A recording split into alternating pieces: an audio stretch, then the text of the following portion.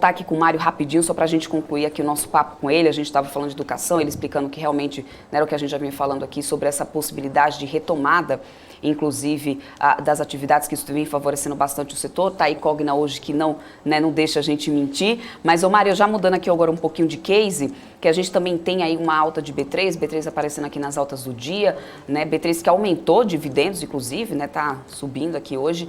Essa sinalização do alívio na curva de juros também pode estar contribuindo aí para essa valorização do papel, na sua opinião?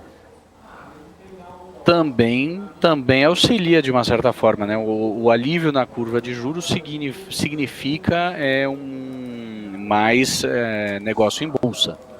Sempre que você tem elas são meio antagônicas. Você procura a bolsa quando os juros estão baixos e vice-versa. Então, essa subida dos juros foi também um dos fatores do que a gente chama de tempestade perfeita na B3, né, que a gente teve uma série de fatores que foram ruins para o papel no ano passado, mas parece que essa tendência, vários desses elementos hoje estão trazendo um movimento muito positivo para a B3, né? Você vê desde o comecinho, desde a primeira semana do ano aí, o papel já subiu 35%, né? É uma subida bem forte.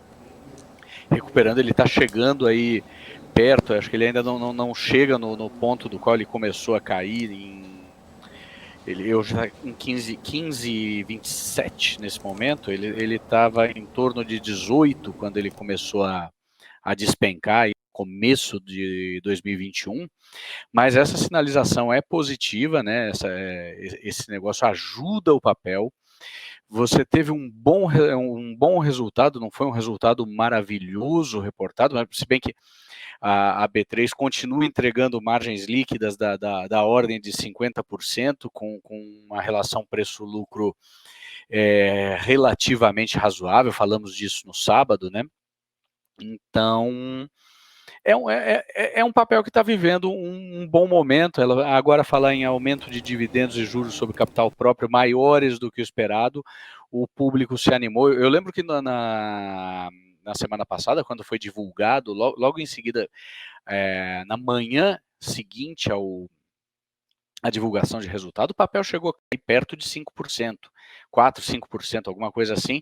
Foi se recuperando gradualmente durante o dia, ele foi melhorando e acabou fechando numa queda pequena. Então é um papel que está tendo seu valor aí reconhecido pelos investidores, e hoje está tendo um dia bastante positivo aí, são duas boas notícias, né? A sinalização de que talvez tenha chegado ao limite da subida de juros, né? Hoje você olha, até eu estava olhando aqui as previsões, né, as estimativas para o CDI, e já não é uma média, né, de estimativas, você já tem algo em torno de 95, se não me engano, deixa eu até olhar aqui o dado direitinho, 96,28. O que significa isso? Que já tem algumas pessoas que falam que não vai subir. Alguns especialistas já avaliam que talvez você não tenha uma subida de 1% na próxima reunião do Copom. Alguns já falam que pode, é uma minoria pequena, você vê que a média é 96,28, mas você tem já alguém falando que pode ser que eventualmente possa ter um 75 aí. Isso é positivo. A curva apontava lá para setembro para 13 e alguma coisa, 13,90 mais ou menos. Isso, na semana passada você ainda via gente falando na curva em 13,90. Agora você tem a curva chegando, o limite da curva está aqui em agosto, 13,14, né, de estimativa do CDI. Então teve um momento bastante positivo. Isso ajudou a B3, ajudou outras empresas, ajudou empresas que têm dívida, né? Isso ajuda, por exemplo, a Cogna também. A Cogna não é simplesmente o bom resultado mostrado, mas a Cogna, ela tem uma dívida líquida aí de quase 5 bilhões de reais. Então, você tirando aí da dívida do quanto ela tem em caixa, você tem aí uma empresa endividada. E foi uma das razões também para ela sofrer no período. Não foi somente a questão de não ter aula presencial, mas a subida de juros para uma empresa que está endividada é terrível para as finanças dela.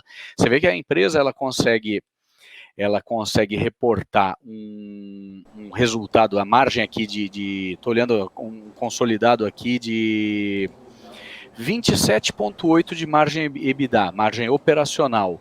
E aí uma margem líquida de menos 3,6. O que acontece entre o operacional e o líquido? É o custo financeiro agindo. Então o custo financeiro tem sacrificado muito as empresas endividadas porque os juros subiram de 2 para uma previsão de 13 ainda na segunda metade, no segundo semestre do ano de 2022. E isso é ruim para as empresas. Então, essa sinalização de que a curva parou de subir também é muito positiva e ajuda você a ter esse maravilhoso aí resultado de 20% na Cogna hoje.